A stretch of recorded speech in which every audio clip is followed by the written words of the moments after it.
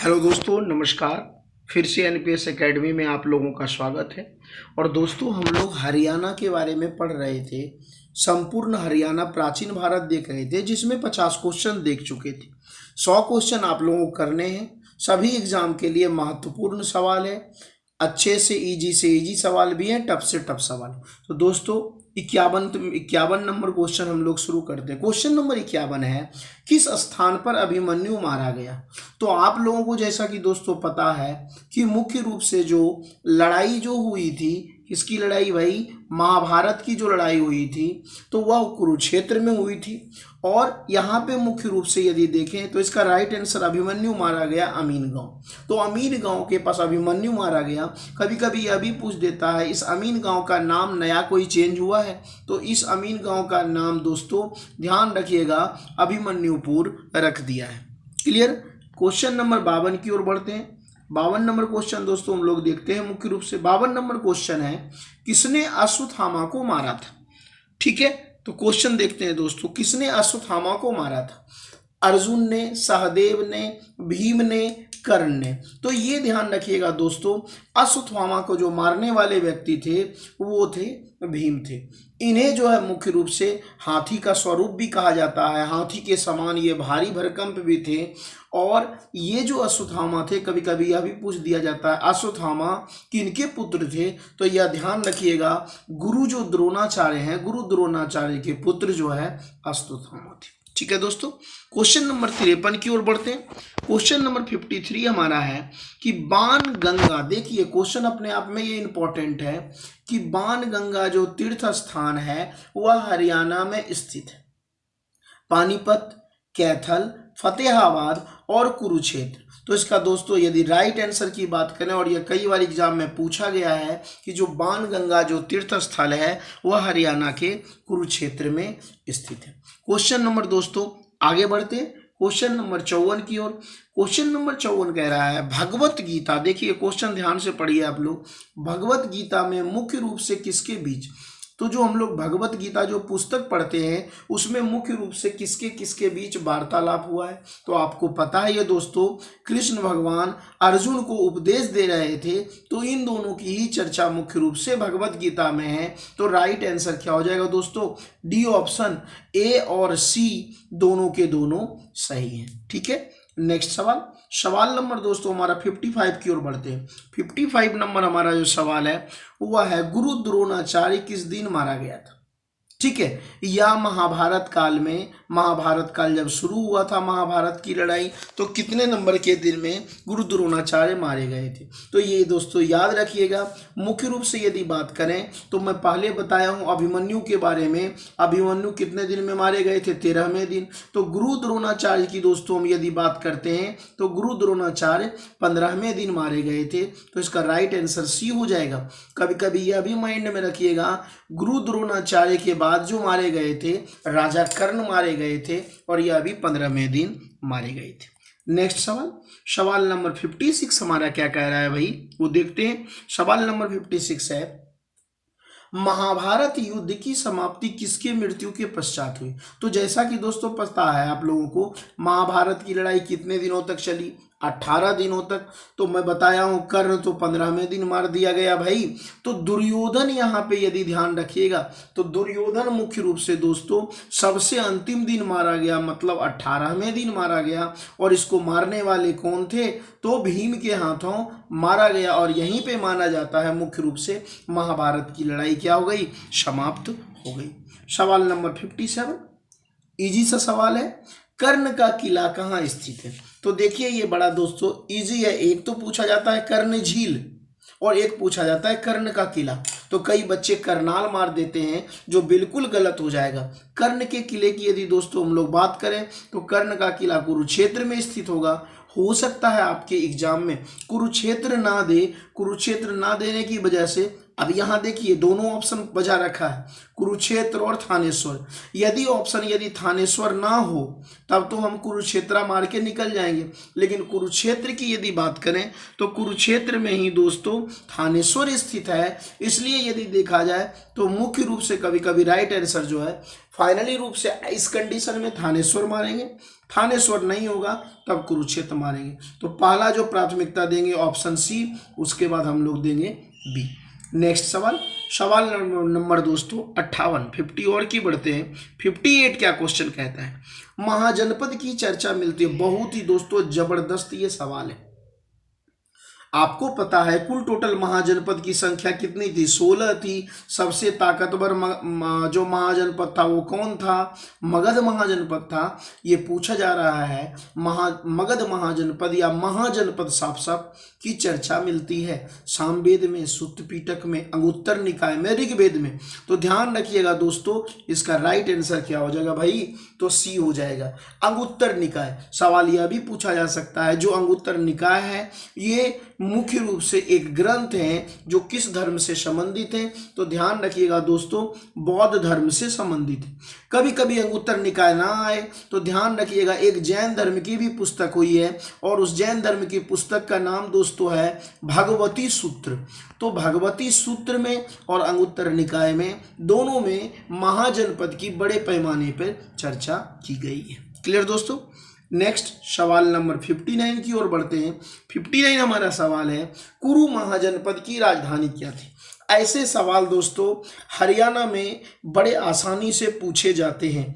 तो कुरु जो महाजनपद की दोस्तों राजधानी थी वह क्या थी, इंद्रप्रस्थ थी। इसका राइट आंसर दोस्तों क्या हो जाएगा, इसका राइट आंसर बी हो जाएगा। नेक्स्ट सवाल नंबर बड़ा ही दोस्तों देखा जाए 60 नंबर यदि क्वेश्चन की बात करें तो बड़ा इजी सवाल है कि द्रौपदी का जन्म किस महाजनपद में हुआ था। तो ध्यान रखिएगा दोस्तों, अब यहाँ द्रौपदी की यदि बात कही गई है तो आपके पास ऑप्शन मगध है, उज्जैन है, अस्मक है और पांचाल है। तो द्रौपदी एक पांचाली थी, अभी कई बार आपको बुक जब पढ़ेंगे तो देखने को मिलेगा। तो द्रौपदी क्या थी, एक पांचाली थी, इसलिए इनका जो जन्म जो हुआ था किस जनपद में, महाजनपद में हुआ था, तो पांचाल में हुआ था। नेक्स्ट सवाल नंबर 61 दोस्तों कई बार आपके एग्जाम में पूछे गए हैं। यदि आप लोग पढ़ने वाले स्टूडेंट हैं, अच्छे तरीके से पढ़ाई कर रहे हैं तो आपको खुद अनुभव हो जाएगा इस क्वेश्चन को देखकर कि टोपरा अभिलेख संबंधित है। यहाँ राजा से पूछा गया है, अशोक से, समुद्रगुप्त से, चंद्रगुप्त मौर्य से, गौतम बुद्ध से। बेझिझक दोस्तों राइट आंसर इसका क्या हो जाएगा, सम्राट अशोक। सम्राट अशोक दोस्तों एक अभिलेख बनवाए थे। हालांकि हरियाणा में 6 से 7 अभिलेख बनवाए हैं, 7 अभिलेख लगभग। लेकिन टोपरा जो देखा जाए, हालांकि इसको बोलते हैं कभी कभी टोपरा कला भी बोल देते हैं। तो टोपरा की यदि बात करें शुरुआती दौर में तो हरियाणा के अंबाला जिले में स्थित थे, लेकिन बाद में टूटने के बाद जब नए कई डिस्ट्रिक्ट का निर्माण हुआ तो प्रेजेंट टाइम में पूछा जाए कि टोपरा अभिलेख संबंधित है अशोक से, पहले किस डिस्ट्रिक्ट में था, जिले में था, तो अंबाला। प्रेजेंट टाइम में कहाँ है, तो यमुनानगर। तो ये तीनों क्वेश्चन दोस्तों याद रखिएगा। सवाल नंबर 62 62 की ओर बढ़ते हैं। सवाल नंबर दोस्तों हमारा 62 है, टोपरा अभिलेख वर्तमान समय में हरियाणा के किस जिले से संबंधित है। तो देखिए ऊपर बताए ही थे आपको कि वर्तमान समय की बात पूछा जाए तो राइट आंसर यमुनानगर हो जाएगा, लेकिन शुरुआती की यदि बात पूछा जाए तो क्या हो जाएगा दोस्तों, अंबाला हो जाएगा। ठीक है, यहाँ देखिए थोड़ा मिस्टेक हुआ है, दोनों दो क्वेश्चन आ चुके हैं 62 तो इसको 62 ही मानिएगा, नहीं तो रैंकिंग खराब हो जाएंगे। ठीक है सीरीज। तो अगले क्वेश्चन भी दोस्तों देख लेते हैं। अगला क्वेश्चन हमारा कह रहा है कि जो टोपरा अभिलेख है को देखिए टोपरा अभिलेख को दिल्ली के किस शासक के द्वारा लाया गया। कहने का मतलब दिल्ली जो लाया गया टोपरा अभिलेख को किसने लाया, तो अलाउद्दीन खिलजी, अकबर, फिरोज शाह तुगलक, इल्तुतमिश। दोस्तों ये कई बार सवाल पूछा गया है कि जो टोपरा अभिलेख है उसको दिल्ली लाने वाला शासक कौन है, तो राइट आंसर दोस्तों क्या हो जाएगा, सी हो जाएगा। एक और चीज मैं बता देना चाहता हूँ, ये जो फिरोज शाह तुगलक है, शॉर्ट में हम लोग इसे एफएसटी पढ़ते हैं। एफएसटी अपने पुत्र, एफएसटी के दोस्तों एक पुत्र थे जिनका नाम था फतेह खां, ध्यान रखिएगा फतेह खां, और फतेह खां के नाम से ही दोस्तों हरियाणा में एक जिला है जिसका नाम है फतेहाबाद। तो फतेहाबाद का निर्माण फिरोज शाह तुगलक के द्वारा किया गया अपने पुत्र के नाम पर, फतेह खां के नाम पर। तो यह भी दोस्तों ध्यान रखिएगा। नेक्स्ट सवाल, सवाल नंबर 63 की ओर दोस्तों बढ़ते हैं। 63 नंबर क्वेश्चन कह रहा है स्थानेश्वर में बौद्ध धर्म का जो स्तूप है किसके द्वारा बनाया गया। देखिए स्थानेश्वर की यदि बात हम लोग करते हैं, थानेश्वर का ही पुराना नाम है। कभी कभी यह भी पूछ देगा कि थानेश्वर का पुराना नाम क्या है भाई, तो स्थानेश्वर है। तो कह रहा है स्थानेश्वर में जो बौद्ध स्तूप है किसके द्वारा बनवाया गया, तो कुछ नहीं सोचना है, तो साफ साफ आपको जानते हैं स्तूप बनाने वाले सबसे जो प्रसिद्ध शासक हुए हैं वो कौन हुए हैं, सम्राट अशोक हुए हैं, और स्तूप संबंधित होते हैं बौद्ध धर्म से। तो दोस्तों इसका जो राइट आंसर हो जाएगा वह क्या हो जाएगा, बी, सम्राट अशोक। नेक्स्ट सवाल नंबर 64 की ओर दोस्तों बढ़ते हैं। 64 नंबर जो हमारा सवाल है, हरियाणा के किस क्षेत्र में योधे गणराज्य के सिक्के नहीं मिले। अब सबसे बड़ा सवाल है, योधे जो गणराज्य था हरियाणा में कौन सा ऐसा क्षेत्र है जहां पे इनके सिक्के, जहां पे इनके प्रमाण नहीं मिले हैं। तो आपके पास दोस्तों कई ऑप्शन है, एक है सोनीपत, दूसरा हमारा गुरुग्राम है, तीसरा हमारा सिरसा है, चौथा हमारा क्या है, मेवात है। तो दोस्तों इसका राइट आंसर जो हो जाएगा, इनके सिक्के जो नहीं मिले हैं मेवात अर्थात नूह से नहीं मिले। नेक्स्ट सवाल की बात करते हैं, क्वेश्चन नंबर दोस्तों 65 की ओर बढ़ते हैं। 65 नंबर क्वेश्चन है, योधे गणराज्य का विस्तार किस क्षेत्र तक नहीं था, यह भी सवाल पूछ दिया। तो देखिए योधे गणराज्य की दोस्तों हम बात यदि करते हैं तो राजस्थान में भी था, उत्तर प्रदेश में भी था, हरियाणा में भी था, कुछ हिस्से की दोस्तों बात करें तो पंजाब में भी था, लेकिन जम्मू कश्मीर में भी नहीं, जम्मू कश्मीर में इसका विस्तार नहीं था। तो इसका राइट आंसर दोस्तों क्या हो जाएगा, डी हो जाएगा। तो यह भी, ये 3 जगह तो था ही और पंजाब के कुछ हिस्से में था, तो यह भी याद कर लीजिएगा। और यहाँ पूछा क्या गया है सवाल कि इस क्षेत्र में नहीं था, तो इसका राइट आंसर क्या हो जाएगा दोस्तों, जम्मू कश्मीर। सवाल नंबर 66 की ओर बढ़ते हैं। क्वेश्चन नंबर दोस्तों हमारा 66 कर रहा है, अग्र गणराज्य का मुख्य केंद्र था। तो देखिए अग्र गणराज्य की यदि दोस्तों हम लोग मुख्य रूप से बात करें तो भारत के कई हिस्से में, नॉर्थ इंडिया के कई राज्यों में अग्र गणराज्य का शासन रहा है। तो अग्र गणराज्य, यहाँ सवाल क्या पूछा गया है, का मुख्य केंद्र था।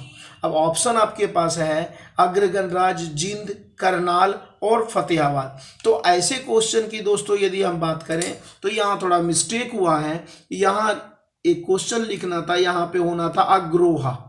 तो ध्यान रखिएगा यदि अग्रोहा की बात करें तो इसका राइट आंसर यहाँ कर लीजिएगा, अग्र गणराज्य का मुख्य केंद्र क्या था, अग्रोहा था। और कभी कभी यह पूछा जाता है कि अग्र गणराज्य की स्थापना किसके द्वारा किया गया था, तो राजा अग्रसेन के द्वारा, अग्रसेन के द्वारा किया गया था। नेक्स्ट सवाल, सवाल नंबर 67 की दोस्तों बढ़ते हैं। 67 नंबर का रहा है, अग्रोहा की चर्चा किस पुस्तक में। बहुत ही दोस्तों इंपॉर्टेंट क्वेश्चन मैं पहले बता रहा हूं, जो अग्र गणराज्य थे या अग्रोहा जो मुख्य केंद्र था अग्र गणराज्य का, की चर्चा किस पुस्तक में मिलती है। माइंड बिल्कुल दोस्तों सेट कर लीजिएगा। तो राजतरंगिणी, अष्टाध्यायी, अर्थशास्त्र, इंडिका। तो पहले यह देख लेते हैं इसकी जो चर्चा दोस्तों मिलती है वो अष्टाध्यायी में। और यह भी पूछा जा सकता है कि अष्टाध्यायी के राइटर कौन है, लेखक कौन है, तो पाणिनि। राजतरंगिणी, तो इसका राइट आंसर क्या हो गया, बी। राजतरंगिणी के लेखक कौन है दोस्तों, तो कलहन है, कलहन। अर्थशास्त्र के कौन है, तो अर्थशास्त्र को पता ही है, चाणक्य है। और इंडिका की कौन है, तो मेगास्थनीज है। तो ये सभी क्वेश्चन बुक से रिलेटेड कई बार पूछ दिए जाते हैं, तो यह आप ध्यान रखिएगा। नेक्स्ट क्वेश्चन नंबर 68 की ओर दोस्तों बढ़ते हैं। क्वेश्चन नंबर जो हमारा 68 है वह कह रहा है, हरियाणा के किस क्षेत्र से संगीत के 7 स्वर होते हैं ना, सारा गामा पे, ठीक है। तो सारे गामापा जो मिला है मुख्य रूप से यदि बात करें हरियाणा के, ध्यान से रखिएगा, यह भी दोस्तों बहुत ही इंपॉर्टेंट क्वेश्चन है, तो ये ध्यान आप लोग रखिएगा, कैथल से, कुरुक्षेत्र से, मेवात से, अग्रोहा से। तो इसका राइट आंसर दोस्तों क्या हो जाएगा, अग्रोहा से। यदि हम 7 स्वर की बात करें पूरे भारत में, तो यहाँ पे ध्यान रखिएगा, सामवेद एक पुस्तक है, 4 वेद में से एक वेद है सामवेद। तो सामवेद में पहली बार मिला था 7 स्वर, और हरियाणा में कहाँ से मिला है भाई, तो अग्रोहा मतलब अग्र गणराज्य से मिला है। सवाल नंबर 69 की ओर दोस्तों बढ़ते हैं। 69 हमारा सवाल है, हरियाणा में पुष्यभूति का शासन कब से कब तक रहा। दोस्तों कई बार ये सवाल पूछा गया है आपके एग्जाम में, और ये सेक्टर जो है हर्षवर्धन का खास करके सेक्टर आप एग्जाम में पढ़ के ही जाइएगा, नहीं तो सिर्फ नुकसान आपको होना है। तो यदि इसका पूछा जाए दोस्तों कि इसका टाइम पीरियड शासनकाल कब से कब रहा, तो आपको जहां भी दिखाई दे 6ठी से 7वीं सदी या 7वीं शताब्दी, तो इनका कार्यकाल रहा है। नेक्स्ट सवाल, सवाल नंबर दोस्तों 70 हमारा है। 70 नंबर सवाल यह कह रहा है कि वर्धन वंश के संस्थापक, देखिए यहाँ 3 तरह के सवाल हैं। यदि देखा जाए तो वर्धन वंश की जो स्थापना हुई थी, वर्धन वंश को हम लोग पुष्पभूति वंश या पुष्यभूति वंश भी कहते हैं। तो कभी कभी एग्जाम में आ जाएगा वर्धन वंश के संस्थापक, ठीक है, कौन थे, तो पुष्यभूति भी हम लोग कर सकते हैं। दूसरा दोस्तों कभी कभी यह भी आ जाता है, नरवर्धन आ जाता है इसके संस्थापक। लेकिन जनरली वे की यदि बात किया जाए तो प्रमुख जो शासक, पहले जो प्रमुख शासक दोस्तों हुए हैं वो हुए हैं प्रभाकर वर्धन। ध्यान रखिएगा, तो वर्धन वंश के संस्थापक ऑप्शन के अकॉर्डिंग करना है। आपके पास ऑप्शन एक ही होंगे, या तो पुष्यभूति होंगे, पुष्यभूति मारेंगे। नरवर्धन होने के चांसेस ना के बराबर हैं, ज्यादा चांसेस यही होता है आपके एग्जाम में आता है। और एसएससी भी मानती है प्रभाकर वर्धन को ही मानती है, इसलिए राइट, हरियाणा जो एसएससी मानती है, तो राइट आंसर क्या हो जाएगा दोस्तों, तो प्रभाकर वर्धन हो जाएगा। और प्रभाकर वर्धन की यदि बात करें, ठीक है, तो प्रभाकर वर्धन की पत्नी का नाम यशोमती था, और यशोमती के 2 पुत्र थे, एक थे हर्षवर्धन, दूसरा थे राज्यवर्धन, और इनकी जो बेटी थी पुत्री प्रभाकर वर्धन की, उनका नाम राज्यश्री था। क्लियर दोस्तों। नेक्स्ट सवाल, सवाल नंबर 71 की ओर बढ़ते हैं। 71 हमारा सवाल है, थानेश्वर का पुराना नाम है। कुछ समय आपको मैं पहले ऊपर बता रहा था कि थानेश्वर का दोस्तों पुराना नाम क्या है, अस्थानेश्वर है। अच्छा, यह भी सवाल पूछा जा सकता है कि वर्धन वंश ने अपना पहला जो मेन सेंटर बनाया था, या तो अस्थानेश्वर को बनाया था या तो थानेश्वर, जो कहाँ पड़ता है भाई, कुरुक्षेत्र जिले में पड़ता है। तो यह भी आप थोड़ा ध्यान रखिएगा। सवाल नंबर 72 की ओर बढ़ते हैं। 72 नंबर दोस्तों सवाल है, हर्षवर्धन की माता का नाम अभी ऊपर ही बताए, हर्षवर्धन की जो मम्मी का नाम वो यशोमती थी। क्लियर दोस्तों। नेक्स्ट सवाल, सवाल नंबर 73, 73 की ओर बढ़ते हैं। राजश्री, हर्षवर्धन की जो सिस्टर थी, राजश्री का विवाह किस वंश के शासक, देखिए यहां से कई बार सवाल पूछा गया।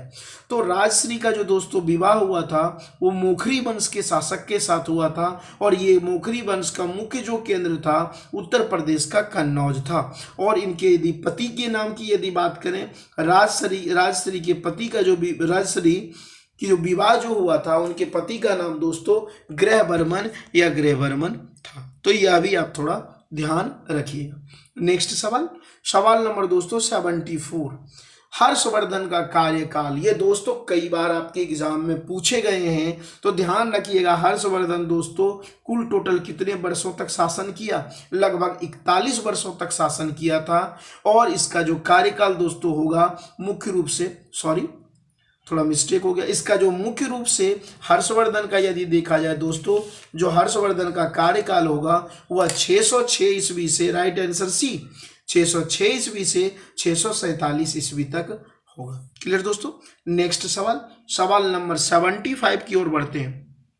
75 नंबर सवाल है, राजश्री के पति गृहवर्मा की हत्या किसके द्वारा किया गया। तो ध्यान रखिएगा, राजश्री के जो पति थे गृहवर्मा, उसकी हत्या देवगुप्त के द्वारा किया गया। यह भी पूछा जा सकता है कि देवगुप्त कहाँ का शासक था, तो मध्य प्रदेश के मालवा का शासक था। ठीक है, और देवगुप्त जब राजश्री के पति गृहवर्मा की हत्या की थी, तो देवगुप्त को मदद किसने किया था, तो एक बंगाल का दोस्तों शासक था, जिसका नाम है सासांक। तो यह भी थोड़ा आप याद रखिएगा। सवाल नंबर 76 की ओर बढ़ते हैं। 76 नंबर हमारा सवाल है, देवगुप्त कहाँ का शासक था? देखिए अभी जस्ट ऊपर बताए थे, तो क्या बताए थे? मध्य प्रदेश, मालवा जैसे क्षेत्रों का यह शासक था। नेक्स्ट सवाल नंबर 77 की ओर बढ़ते हैं। गृह वर्मा की हत्या में देवगुप्त ने किसका साथ लिया था? कुछ समय पहले दोस्तों अभी बताए हैं आप लोगों को कि गृह वर्मा की हत्या में मुख्य रूप से जो देवगुप्त जो शासक थे मालवा के, वह बंगाल के शासक सासांक का मदद लिया था। तो राइट आंसर दोस्तों क्या हो जाएगा? सी हो जाएगा। नेक्स्ट सवाल नंबर 78 दोस्तों, 78 की ओर ध्यान देंगे। हर्षवर्धन ने अपनी राजधानी किसको बनाया? तो ध्यान रखिएगा, हर्षवर्धन के जो पिताजी थे, यह वर्धन जो साम्राज्य था उन्होंने मुख्य रूप से राजधानी थानेश्वर को बनाया था। लेकिन जब हर्षवर्धन राजा बना और इनकी जो सिस्टर के जो पति थे गृह वर्मा की जब हत्या हो गई थी, तो एक साथ दो क्षेत्रों का ये राजपाट संभाला था। एक थानेश्वर का ये मुख्य रूप से मालिक था, दूसरे और की यदि बात करें कन्नौज का। तो ये दो राजधानी बनाए थे, पहले तो थानेश्वर थे ही, बाद में किसको बनाए थे? कन्नौज। तो दोनों सही होगा, तो इसका राइट आंसर क्या हो जाएगा दोस्तों? सी हो जाएगा। सवाल नंबर 79 की ओर बढ़ते हैं दोस्तों। यह भी सवाल कई बार आपके एग्जाम में पूछे गए हैं कि जो चीनी यात्री था वेन सांग, वह भारत कब आया? देखिए सवाल पूछा है, चीनी यात्री जो वेन सांग है वह भारत कब आया? तो ध्यान रखिएगा दोस्तों, इसका राइट आंसर क्या हो जाएगा? 629 ईस्वी में आया था। अगले सवाल की ओर बढ़ते। सवाल दोस्तों 80 में कह रहा है कि इनमें से, अब जब चीनी यात्री जब वेनसांग भारत आया, तो ध्यान रखिएगा बड़े पैमाने पे बौद्ध धर्म का बढ़ावा दिया है। बौद्ध धर्म को बहुत बड़े पैमाने पे अपने पुस्तक में भी लिखा है। इन्होंने दोस्तों एक पुस्तक लिखी थी जिस पुस्तक का नाम था सुयुकी। देखिए कंफ्यूजन करेगा, सुजुकी से याद रखना है, लेकिन जो जू है उसको यू करना है। तो सुयुकी नामक पुस्तक किसके द्वारा लिखा गया? तो वेनसांग के द्वारा लिखा गया। क्लियर दोस्तों? नेक्स्ट सवाल, सवाल नंबर हमारा 81 है, बाणभट्ट के द्वारा कौन सी पुस्तक लिखी गई? तो बाणभट्ट के द्वारा पुस्तक लिखी गई। बाणभट्ट की यदि बात करें दोस्तों, तो यह दरबारी कवि थे। दरबारी कवि भाई किसके थे? तो हर्षवर्धन के दरबारी कवि थे। एक तरह से बाणभट्ट हर्षवर्धन का प्रधानमंत्री, यह भी सवाल पूछे तो यह भी लिख लीजिएगा। बाणभट्ट हर्षवर्धन का प्रधानमंत्री था और उन्होंने हर्ष के बारे में, हर्षवर्धन के लाइफ के बारे में, उनकी पूरे लाइफ के बारे में एक पुस्तक लिखे, जिसका नाम दोस्तों मुख्य रूप से यदि देखा जाए तो बाणभट्ट के द्वारा कौन सी पुस्तक लिखी गई? हर्षचरित्र। लेकिन एक और दोस्तों पुस्तक लिखी गई है कादम्बरी। तो हर्षचरित्र में हर्ष के बारे में बताया गया है, कादम्बरी पुस्तक में हर्षवर्धन के अलावा अन्य शासकों के बारे में, अन्य इन्वायरमेंट आसपास जो भी होने वाली घटना थी, दोनों के बारे में बताया गया। तो ए भी दोस्तों सही है और बी भी सही है, क्योंकि पूछा गया है बाणभट्ट के द्वारा कौन सी पुस्तक लिखी गई। तो राइट आंसर दोस्तों क्या हो जाएगा? हमारा सी हो जाएगा। नेक्स्ट सवाल, सवाल नंबर दोस्तों 82 की ओर बढ़ते हैं। इनमें से कौन सी पुस्तक हर्षवर्धन के द्वारा लिखी गई?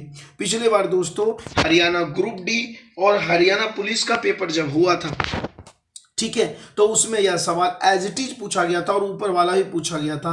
तो ऐसे सवाल में सभी पुस्तक मुख्य रूप से देखा जाए, हर्षवर्धन एक खुद बहुत बड़ा विद्वान था, इसलिए इन्होंने पुस्तक सभी लिखी थी, नागानंद भी, प्रियदर्शिका भी, रत्नावली भी। तो राइट आंसर दोस्तों क्या हो जाएगा? सभी पुस्तक। नेक्स्ट सवाल, सवाल नंबर 83 की ओर दोस्तों बढ़ते हैं। सवाल नंबर जो हमारा 83 है वह कह रहा है, हरियाणा पर हूनों का आक्रमण, जो हून शासक थे, किसके समय हुआ? तो यह दोस्तों अपने आप में सही सवाल है और इस पे मुख्य रूप से फोकस करेंगे। तो हून जाति का जो मुख्य रूप से आक्रमण हुआ था वह वर्धन साम्राज्य के समय हुआ था, लेकिन मुख्य रूप से डेंजर जो आक्रमण हुआ था हर्षवर्धन, हालांकि इनके भाई जो थे राज्यवर्धन, उनके भी समय हुआ था, लेकिन हर्षवर्धन ने हूनों को यहाँ से माना जाता है वो पराजित कर दिए थे और बेचारे हून जैसे तैसे ये सब लुटेरे थे यहां से भाग गए। नेक्स्ट सवाल, सवाल नंबर 84 की ओर दोस्तों बढ़ते हैं। सवाल नंबर हमारा 84 है, हर्षवर्धन या हर्ष अपने शासन काल के दौरान किसके दौरान, ध्यान रखिएगा दौरान किससे पराजित। तो हर्षवर्धन के बारे में यदि बात करें दोस्तों, तो वो अपने 41 वर्षों के दौरान 41 वर्षों तक शासन किया था, वो सिर्फ एक व्यक्ति से हारा था, जो किसका क्या नाम था भाई, ये चालुक्य वंश के दोस्तों शासक थे, जिनका नाम था पुलकेशियन सेकेंड। कई बार दोस्तों यह एग्जाम में पूछा गया है। और यह पुलकेशियन सेकेंड साउथ इंडिया, मुख्य रूप से महाराष्ट्र जैसे क्षेत्रों का शासक था, तो उनसे सिर्फ ये हार गए थे। नेक्स्ट सवाल, सवाल नंबर 85 की ओर दोस्तों बढ़ते हैं। 85 नंबर सवाल है, पुलकेशियन द्वितीय किस वंश का शासक था। अभी मैं आपको क्या बताया हूं भाई, जो पुलकेशियन द्वितीय है वह किस वंश का शासक है, तो चालुक्य वंश का शासक है। और चालुक्य वंश के शासक, इसके बारे में प्रमाण जो मिलता है यह भी कभी कभी पूछा जाता है। तो यह जो प्रमाण मिलता है कि यह चालुक्य वंश का शासक था, तो ऐहोल एक अभिलेख है, उसी में मिलता है कि चालुक्य वंश का यह शासक था और हर्षवर्धन को हराने वाला एकमात्र शासक पुलकेशियन सेकेंड ही था। सवाल नंबर 86 की ओर दोस्तों बढ़ते हैं।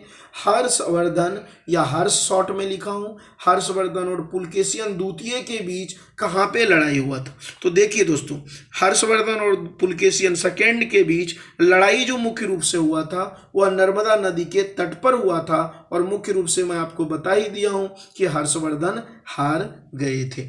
नेक्स्ट सवाल, सवाल नंबर दोस्तों 87 की ओर बढ़ते हैं। 87 नंबर जो हमारा सवाल है वह है, किस इतिहासकार ने, ध्यान रखिएगा, किस इतिहासकार ने हरियाणा को आर्यों का घर कहा है।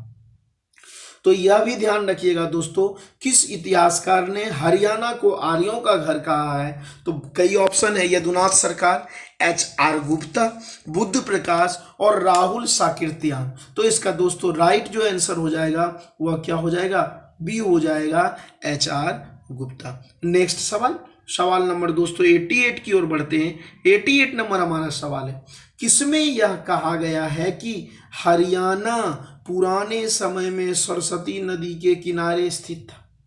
तो यह ध्यान रखिएगा दोस्तों, हरियाणा सरस्वती नदी के किनारे स्थित था। किसमें कहा गया है, गुप्त पुराण में, ऋग्वेद में, वायु पुराण में, वामन पुराण में। तो इसका दोस्तों राइट जो आंसर होगा वह क्या होगा, वामन पुराण।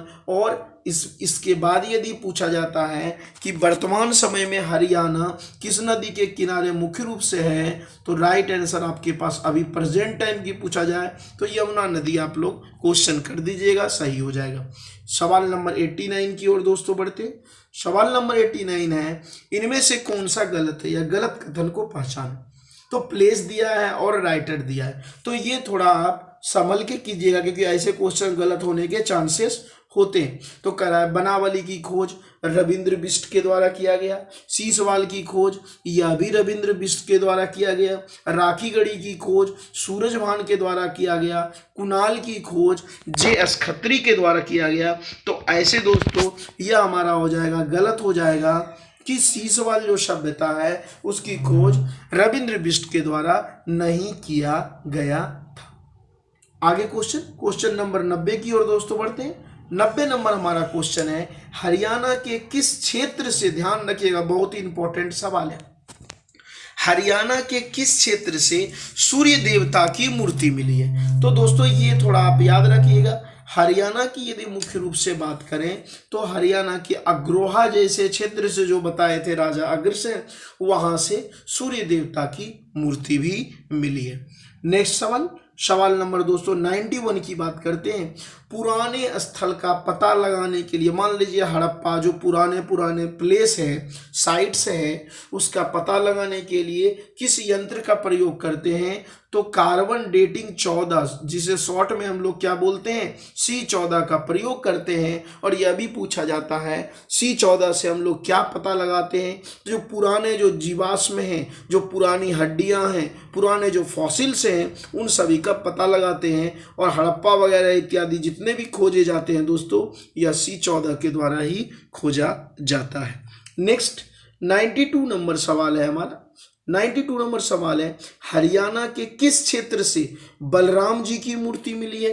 तो यह भी ध्यान रखिएगा दोस्तों, हरियाणा के यदि मुख्य रूप से यदि बात करें किस क्षेत्र से बलराम जी की मूर्ति मिली है, तो यहाँ पे राइट आंसर दोस्तों हो जाएगा रोहतक। रोहतक में यदि देखा जाए दोस्तों, एक स्थल है जिसका नाम है बोहर, शॉर्ट में रखिएगा, यह स्थल कहा गया है, एक बोहर क्षेत्र है जो कहाँ पड़ता है, रोहतक में पड़ता है। यहाँ पे जो कृष्ण भगवान के जो भाई थे बलराम जो थे उनकी मूर्ति मिली है। सवाल नंबर 93 की ओर दोस्तों बढ़ते हैं। सवाल नंबर हमारा 93 है, हरियाणा के किस क्षेत्र से महात्मा बुद्ध की संपूर्ण कंप्लीट मूर्ति मिली है? ध्यान रखिएगा, तो महात्मा बुद्ध की यदि बात करें दोस्तों, संपूर्ण जो मूर्ति मिली है, 2 संपूर्ण मूर्ति मिली है और वह मिली है नौरंगाबाद से। तो इसका राइट आंसर दोस्तों क्या हो जाएगा? नौरंगाबाद। नेक्स्ट सवाल, सवाल नंबर 94 की ओर दोस्तों बढ़ते हैं। 94 नंबर हमारा सवाल है, हरियाणा के किस क्षेत्र से, यह दोस्तों कई बार एग्जाम में पूछा गया, बहुत ही इंपॉर्टेंट सवाल है, मैं बता रहा हूं 94, हरियाणा के किस क्षेत्र से यक्ष और यक्षिणी और जैन मूर्ति, मतलब यक्ष और यक्षिणी तथा जैन मूर्ति प्राप्त हुए हैं? तो आपके पास दोस्तों ऑप्शन कई है, कुरुक्षेत्र है, नौरंगाबाद है, पलवल है और सोनीपत है। दोस्तों यह बहुत ही इंपॉर्टेंट सवाल है और यह आप माइंड में सेट कर लीजिएगा, यक्ष और यक्षिणी की मूर्ति या जैन मूर्ति, ये सभी के सभी दोस्तों कहाँ से मिले हैं? पलवल से मिले हैं। नेक्स्ट सवाल नंबर 95 की ओर बढ़ते हैं। हर्ष के कालीन ताम्र मुद्राएं, मतलब हर्षवर्धन के काल के समय जो तांबे के जो सिक्के चलते थे वो कहाँ से मिले हैं? तो इसका दोस्तों यदि राइट आंसर की यदि हम लोग बात करें तो मुख्य रूप से इसका जो राइट आंसर दोस्तों हो जाएगा वह हमारा हो जाएगा राइट आंसर डी, सोनीपत से मुख्य रूप से देखा जाए तो तांबा की बड़े पैमाने पे हर्ष काल के मुद्रा मिले। नेक्स्ट सवाल, सवाल नंबर 96 की ओर दोस्तों बढ़ते हैं। सवाल नंबर हमारा 96 है, एकमात्र पंचमुखी शिव मंदिर, ध्यान रखिएगा 5 मुख वाले शिव मंदिर हरियाणा में स्थित हैं। अब ये कहाँ है भाई हरियाणा में स्थित? ऑप्शन है पेहोवा, थानेश्वर, यमुनानगर, सोनीपत। तो राइट आंसर दोस्तों पेहोवा, जो कहाँ पड़ता है भाई? कुरुक्षेत्र में पड़ता है। तो यह भी दोस्तों थोड़ा आप क्वेश्चन ध्यान रखिएगा। 97 की ओर बढ़ते हैं। क्वेश्चन नंबर दोस्तों हमारा 97 है, लाओस देश, लाओस एक दोस्तों देश है, यह दक्षिणी पूर्वी एशिया में पड़ता है। ध्यान रखिएगा, छोटा सा एक देश है। करें लाओस देश से जो अभिलेख प्राप्त हुए हैं उनमें हरियाणा के किस क्षेत्र का वर्णन है? तो यह भी दोस्तों अपने आप विदेशी यहाँ अभिलेख है, वहां से हरियाणा के किस क्षेत्र का वर्णन मिलता है? तो राइट आंसर दोस्तों इसका हो जाएगा, राइट आंसर हो जाएगा बड़े पैमाने पे कुरुक्षेत्र का वर्णन मिलता है। और वहां के राजा यदि मुख्य रूप से बात करें तो यहाँ एक सवाल आता है, एक राजा हुआ करते थे कुरुक्षेत्र जैसे, राजा देवक, वेवक नहीं देवक, DEVAK, ठीक है। तो यह भी दोस्तों थोड़ा आप ध्यान रखिएगा। सवाल नंबर दोस्तों 98 की ओर बढ़ते हैं। 98 आप लोग दोस्तों ज़्यादा से ज़्यादा बच्चे को जोड़ने की कोशिश करें और जितना हो इसे फैलाएं, क्योंकि हरियाणा का एग्ज़ाम सभी नज़दीक है, इसलिए सभी बच्चे को इससे फ़ायदा होना है और हर एक व्यक्ति के पास यह पहुँचे। इसको शेयर करना ना भूलें, तो सभी काम करते रहें आप लोग। 98 नंबर क्वेश्चन हमारा है, हरियाणा के किस क्षेत्र से खरोष्टी लिपि के प्रमाण? सबसे पहले ध्यान रखिएगा, चाहे खरोष्टी लिपि हो, अरामाइक लिपि हो, ग्रीक लिपि हो, ब्राह्मणी लिपि हो, ये सभी के सभी लिपि का प्रयोग पहली बार किसके द्वारा किया गया? अशोक के द्वारा। यह भी सवाल पूछा जाता है कि भारत में पहली बार किसके अभिलेख को पढ़ा गया? तो भी क्या हो जाएगा? अशोक। यह भी सवाल पूछा जाता है किसके द्वारा पढ़ा गया? तो एक ब्रिटिश इतिहासकार थे जिनका नाम था जेम्स प्रिंसेप के द्वारा सम्राट अशोक के अभिलेख को पहली बार पढ़ा गया था। खरोष्टी लिपि का प्रमाण कहाँ से मिलता है? क्वेश्चन नंबर दोस्तों 98 है। तो खरोष्टी लिपि का प्रमाण बड़े पैमाने पे यदि देखा जाए तो कहाँ से मिलता है भाई? करनाल से मिलता है। नेक्स्ट सवाल, सवाल नंबर 99 की ओर दोस्तों बढ़ते हैं। 99 नंबर हमारा सवाल है, हरियाणा का गया किसे कहते हैं? हालांकि रियल बात करें तो गया मुख्य रूप से कहाँ है भाई? तो गया बिहार में पड़ता है, जो बौद्ध और जैन का प्रमुख केंद्र रहा है। अभी भी है। तो हरियाणा का गया किसे कहा जाता है? तो राइट आंसर दोस्तों क्या हो जाएगा? हरियाणा का गया किसे कहा जाता है? तो पेहोवा को कहा जाता है। और दोस्तों प्राचीन भारत का अंतिम प्रश्न, कुछ प्रश्न नृत्य से होंगे, कुछ प्रश्न कॉइन्स से होंगे। तो हम लोग एक बार जब हरियाणा का प्राचीन भारत, मध्यकालीन भारत, आधुनिक भारत देख लेंगे तो 10 से 20 सवाल और आपको देंगे, क्लियर हो जाए। हर्ष का जन्म कब हुआ? अंतिम क्वेश्चन दोस्तों बहुत ही इजी है कि हर्षवर्धन का जन्म कब हुआ। ठीक है, तो इसका राइट आंसर दोस्तों क्या हो जाएगा? आप खुद बता दें इसका राइट आंसर क्या हो जाएगा? 590 ईस्वी में। तो दोस्तों हम लोग नेक्स्ट वीडियो जो लेके अब आएंगे, मध्यकालीन भारत, संपूर्ण मध्यकालीन भारत हम लोग लेकर आएंगे, और जितने भी प्रश्न जरूरत के हिसाब से बनते हैं उसे बनाएंगे और कोशिश करेंगे जल्द से जल्द अपलोड कर दें हैं। लेकिन आप लोग इस वीडियोज को ज़्यादा से ज़्यादा बच्चे तक दोस्तों फैलाएं। ओके दोस्तों, टेक केयर, बाय।